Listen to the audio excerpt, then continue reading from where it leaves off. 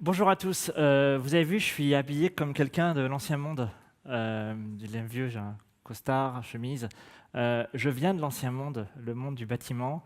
Et pire que ça, c'est un monde qui va pas bien. C'est un monde qui va pas bien, mais qui commence à réfléchir à un nouveau concept, le concept de bâtiment intelligent, de smart building. Et je voulais profiter de cette estrade qui m'est prêtée pour vous présenter le concept. Je viens d'un monde qui est ancien, et pire que ça, c'est un... ça n'a pas démarré, le PowerPoint? C'est bon. Hop, reviens en arrière. Voilà. C'est un monde qui est ancien, mais pire, qui recule. Ça, c'est plus grave. Si vous regardez, dans les pays avancés depuis la fin de la Seconde Guerre mondiale, toutes les industries progressent. L'agriculture, parce qu'il faut nourrir les gens, la construction, on appelle ça la productivité, elle s'améliore. Partout, sauf dans le bâtiment. Aujourd'hui, faire un bâtiment, ça prend plus de temps, il y a plus d'erreurs, les gens mettent plus de temps à assembler la plomberie, l'électricité qu'avant. On appelle ça désapprendre. Désapprendre en économie, c'est pas normal. Normalement, ça n'arrive pas. Plus je fais une tâche, plus je m'améliore, plus je vais vite. Ça, c'est la norme. Le bâtiment désapprend. En France, c'est moins 6% depuis 1996, d'après l'INSEE. C'est un peu inquiétant. Une des illustrations de cette perte de compétences qu'on a, c'est qu'on n'est même plus capable de faire des produits qui plaisent. Je travaille chez un promoteur immobilier.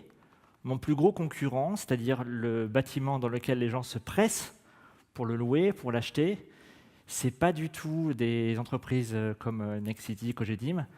C'est un vieux truc d'il y a 150 ans. Ça, c'est mon meilleur concurrent, mais il est bien meilleur que moi. Imaginez dans la tech que les gens se battent pour avoir des produits d'il y a 150 ans, c'est compliqué, mais déjà d'il y a 15 ans.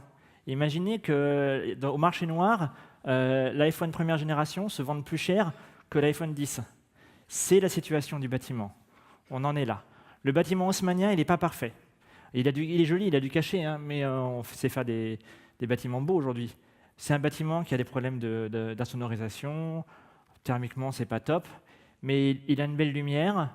Dedans, on y est bien. On peut y mettre un bureau d'avocat, une start-up, une famille, une coloc. À chaque étage de sa fonction, ça marche super bien. Et nous, on n'est pas capable de faire ça, de faire aussi bien, pas mieux, hein, aussi bien qu'un produit qui a 150 ans. Moi, ça m'a inquiété quand je suis arrivé dans le bâtiment. Une illustration également, quand vous regardez l'investissement IT dans les 22 secteurs de l'industrie, l'usine, par exemple, elle investit 3% chaque année de son chiffre d'affaires dans l'IT. C'est bien. Si vous regardez en bas du classement, il y a les services gouvernementaux. Tout en bas, il y a l'agriculture et la chasse. Et entre les deux, il y a le bâtiment. En gros, dans le bâtiment, on connaît moins bien la tech que le gouvernement et un peu mieux qu'un chasseur. On en est là. Ça vous fait rire, moi ça me fait flipper.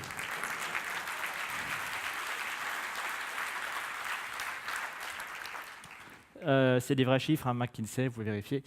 C'est malheureusement très inquiétant. Donc, comment est-ce qu'on fait? Heureusement, il y en a qui réagissent. Là, vous avez un très beau bâtiment, le siège de Deloitte à Amsterdam, The Edge. C'est ce qu'on présente actuellement comme le bâtiment le plus smart du monde. En quoi? Typiquement, c'est un bâtiment qui est bardé de capteurs, je crois qu'il y a 48 000 capteurs, qui vont tout mesurer. La température, l'humidité, est-ce que l'air est suffisamment renouvelé, est-ce qu'il n'y a pas de courant d'air, est-ce qu'il y a des places de parking disponibles, si oui, combien il y a de visiteurs dans le bâtiment. C'est un bâtiment qui va aussi évoluer au fur et à mesure.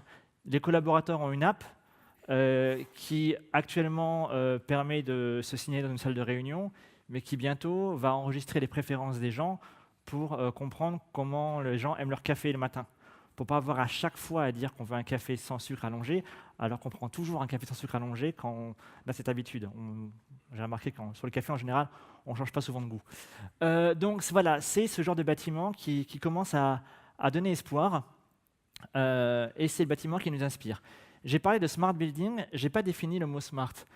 J'ai ma définition de l'adjectif smart. Pour qu'un objet, qu'un bâtiment, quelque chose soit smart, pour moi, il y a deux critères à remplir. Il faut qu'il y ait de la communication, il faut qu'il y ait de la décision. Soit par l'équipement lui-même, soit par la personne qui l'utilise. Exemple, bâtiment The Edge, les capteurs de présence communiquent et permettent de décider dans quelle salle de réunion il faut que j'aille, parce qu'elle est libre et parce qu'elle sera réglée à la bonne température par rapport à mes préférences. C'est ma définition du smart. Là-dessus, du coup, un bâtiment smart, qu'est-ce qu'il peut apporter? Il peut apporter 4 types de services. Il peut apporter des services à ses utilisateurs. Par exemple, on parlait des salles de réunion.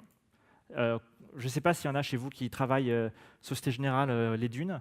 C'est un bâtiment qui a ce genre de service dans lequel on peut facilement trouver une salle de réunion disponible. Et puis, quand on la réserve, si la salle de réunion constate, autrement dit le capteur, envoie l'information comme quoi il n'y a personne dans la salle de réunion depuis 20 minutes alors que la salle était censée être réservée, la salle se libère et une autre personne peut la réutiliser. Les services du smart building peuvent concerner les utilisateurs. Un autre service qui peut être utilisé, c'est la sûreté, la sécurité des biens et des personnes. Si vous avez la chance de bosser dans une grande boîte, un grand siège, vous avez à l'entrée du bâtiment, dans le bâtiment, dans le hall d'accueil, ce qu'on appelle un portillon. Un portillon non gardienné pour le terme technique. C'est les petites portes en verre devant lesquelles vous avez un collègue qui a dans son sac, au fond, un badge, qui plaque le badge pour essayer de faire ouvrir le portillon. Ça ne marche pas, du coup, il cherche. Il y a un autre collègue que vous n'avez jamais vu qui me dit « Pardon, j'ai oublié mon badge, est-ce que tu pourrais me laisser passer, s'il te plaît ?» Vous ne l'avez jamais vu, donc vous ne savez pas, il ne faut pas se fâcher, donc vous dites « Oui, mais bon, si c'était quelqu'un de méchant, un concurrent, j'en sais rien. » Donc, la sécurité et la sûreté, actuellement, ça ne fonctionne pas bien avec les badges. Un smart building réfléchit à des façons de laisser entrer les gens dans les bâtiments. Typiquement, les Face API de Microsoft, Face ID pour l'iPhone, nous, ça nous inspire. On a un visage, on est reconnu, on appelle ça un physio, entrée de boîte de nuit. On pourrait faire pareil dans un bâtiment. Le troisième élément d'un smart building, qui nous plaît beaucoup également, c'est ce qu'on appelle l'exploitation-maintenance. Vous savez, c'est ces petits gars qui viennent réparer tout ce qui ne marche pas. Il y a 3 façons d'entretenir un bâtiment. Vous attendez qu'une ampoule claque, vous envoyez un message au service de réparation, de l'exploitation-maintenance, ils viennent, ils remplacent l'ampoule et ça refonctionne. C'est ce qu'on appelle la maintenance de base. Vous avez la maintenance programmée. Tous les 6 mois, on change toutes les ampoules. Comme une ampoule dure plus de 6 mois, normalement, ça se passe bien. Et puis, vous avez la maintenance prédictive. C'est que vous remarquez qu'une ampoule, une semaine avant de lâcher, la tension à ses bornes commence à vaciller un peu. Vous mettez un capteur, vous envoyez l'information, décision est prise de commander une nouvelle ampoule et de la remplacer rapidement. Là, on est dans le smart building. La 4e possibilité pour le smart building, c'est de travailler sur ce qu'on appelle l'économie positive. L'économie positive, c'est comprendre que dans un bâtiment, il peut y avoir des échanges entre les personnes dans le bâtiment qui créent une activité économique, du business. Très concrètement, on peut parler simplement de panneaux photovoltaïques sur la toiture qui permettent à l'entreprise dans le bâtiment de vendre l'électricité à EDF pour en tirer un profit. Ça, c'est la version 1.0 du Smart Building sur l'aspect économie positive. Il y a une chose que j'aimerais beaucoup faire dans le bâtiment, c'est travailler sur des choses un peu plus en lien avec mes valeurs. Je vous explique, dans un bâtiment, il faut chauffer les gens. Pour chauffer les gens, vous avez une chaudière. L'idée, ça serait de prendre de l'huile végétale, du colza, qui est produit pas très loin de Paris. Vous la brûlez, ça fait de la chaleur. Vous mettez une petite turbine à côté, ça produira aussi l'électricité, qui bénéficiera aux utilisateurs. Ça produira autre chose, du CO2. Le CO2, vous le captez, vous l'envoyez sur le rooftop, et là, ça nourrit des plants de tomates, les fait pousser plus vite, et les plants de tomates, vous allez les servir au restaurant d'entreprise. Et les tomates auront du goût. J'ai appris un truc quand j'ai creusé la chose, les tomates perdent leur goût à 12 degrés. Ne mettez jamais les tomates dans le frigo, elles deviennent insipides.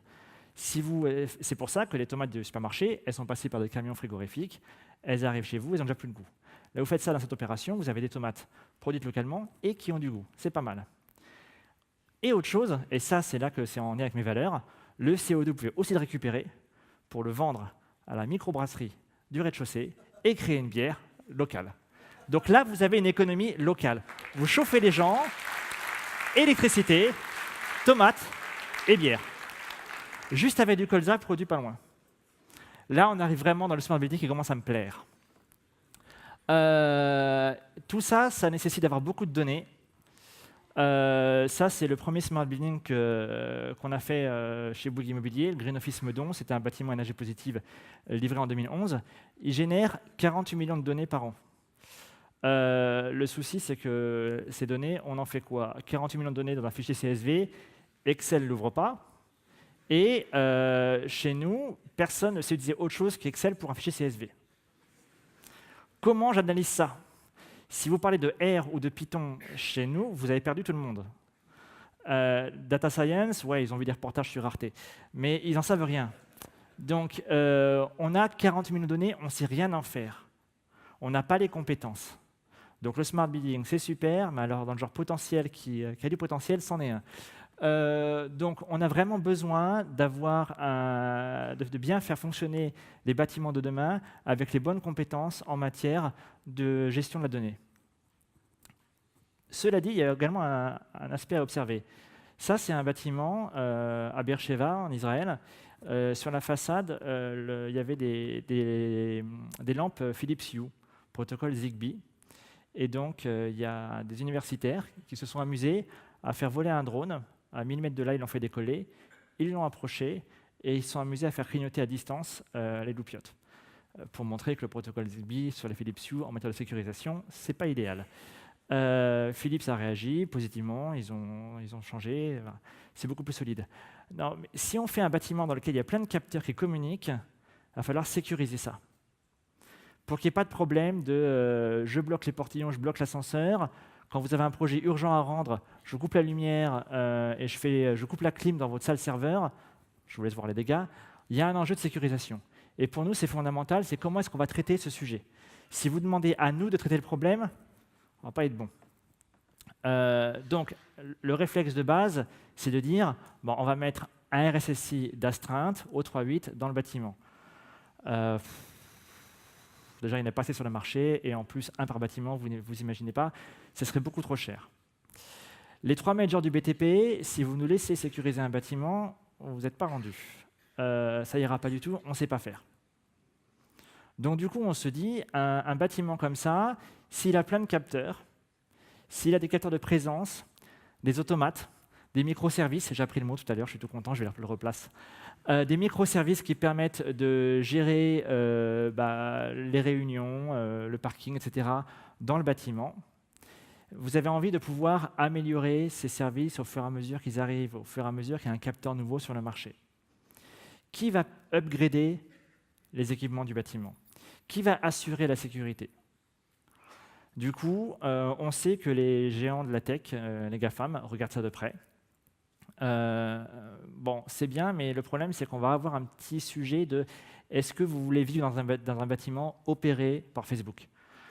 On n'est pas totalement certain. Je n'ai pas regardé s'il y avait des gens de Facebook dans la salle, mais bon, vous comprenez l'esprit, hein, c'est pas méchant.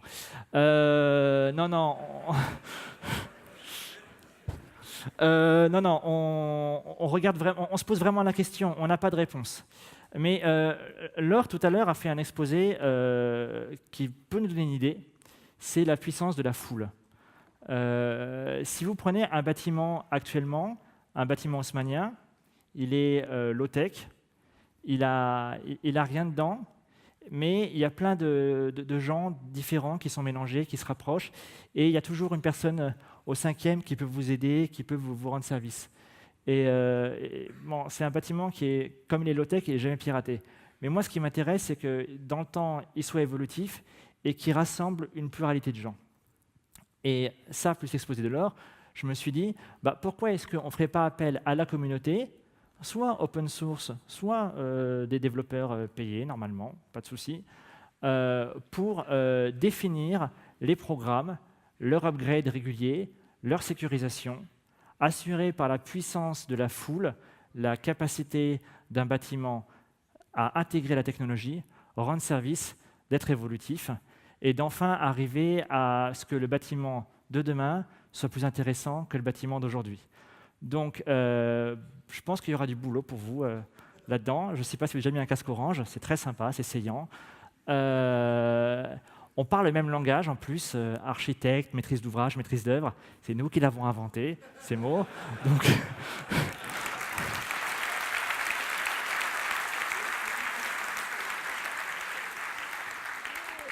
Donc, j'aimerais beaucoup réussir à faire ça avec des gens comme vous un jour. Donc, vous êtes les bienvenus. Merci à tous.